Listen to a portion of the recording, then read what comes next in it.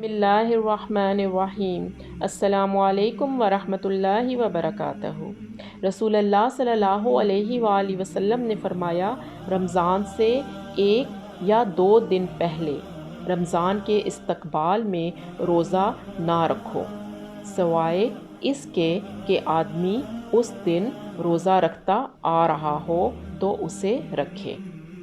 رسول اللہ صلی اللہ علیہ وآلہ وسلم نے فرمایا، جب رمضان آتا ہے تو جنت کے دروازے کھول دیے جاتے ہیں۔ اسی طرح رسول اللہ صلی اللہ علیہ وآلہ وسلم نے فرمایا، جب رمضان کا مہینہ آتا ہے تو آسمان کے تمام دروازے کھول دیے جاتے ہیں، جہنم کے دروازے بند کر دیے جاتے ہیں اور شیاطین کو زنجیروں سے جکڑ دیا جاتا ہے۔ رسول اللہ صلی اللہ علیہ وآلہ وسلم نے ارشاد فرمایا، جنت کا ایک دروازہ ہے جسے ریان کہتے ہیں، قیامت کے دن اس دروازہ سے صرف روزہ دار ہی جنت میں داخل ہوں گے، ان کے سوا اور کوئی اس میں سے نہیں داخل ہوگا۔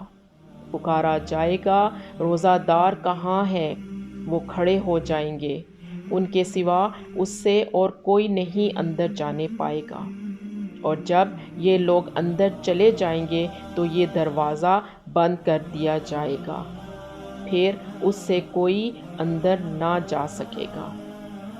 اللہ تعالیٰ سے دعا ہے کہ اللہ تعالیٰ ہم سب کو رمضان کے روزے رکھنے کی توفیق عطا فرمائے۔ آمین۔ جزاک اللہ خیر۔